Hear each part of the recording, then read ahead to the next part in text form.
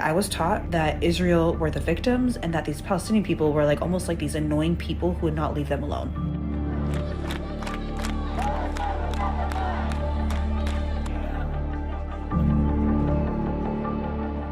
As I keep researching and learning about what's happening in Palestine right now, I can't stop crying. This is a call-in to all Jews who support Palestine. When did you realize that the Zionist mythology of Israel was a lie?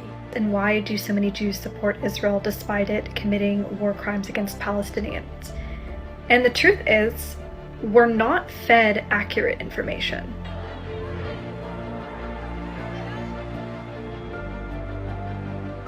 Because despite all these things that are happening in Gaza, I've not seen any footage of Palestinian people cursing Jewish people or Israeli people. Seeing what is happening in Palestine right now and seeing how these Palestinians literally are thanking God as they're losing everything. I would be questioning my faith if my entire family just got wiped off. I need to figure that out because I'm intrigued.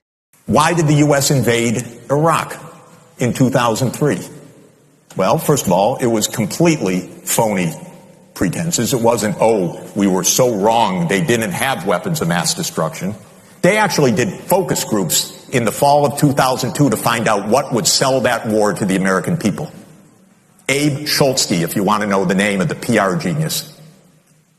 They did focus groups on the war. They wanted the war all the time. They had to figure out how to sell the war to the American people, how to scare the shit out of the American people. It was a phony war. Where did that war come from? You know what? It's quite surprising. That war came from Netanyahu, actually.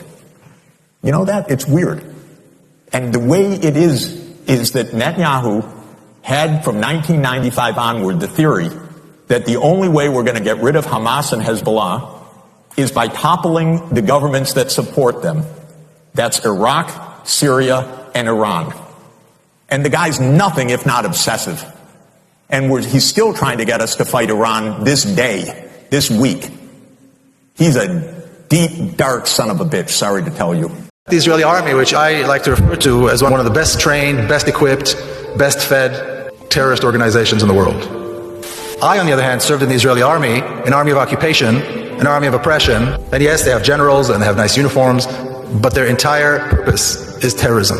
And just as one example, almost exactly 4 years ago, as Israel began its attack on Gaza, September the 27th, 2008, at 11:25 in the morning, what I refer to as the most shameful day in the Jewish history. Israel began carpet bombing Gaza, and on the first day of what was to be a 21-day attack, they dropped 100 tons of bombs. Okay, a 1-ton bomb will decimate an entire city block. Gaza is one of the most densely populated places in the world. 800,000 children live in Gaza. 11:25 is exactly the time when the morning school shift and the afternoon school shift change. So all the kids are in the streets. All the children are on the streets. That was the moment decided by the decision makers in Israel to begin the attack. If that's not terrorism, I don't know what is. Why should the world tolerate you having nuclear weapons and not, say, Iran?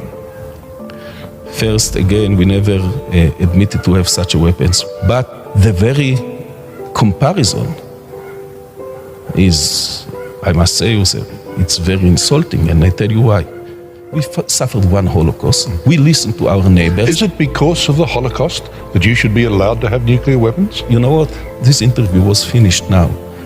Your attitude is so hostile, and your questions are so arrogant. I don't want to speak with you anymore. Is it the case that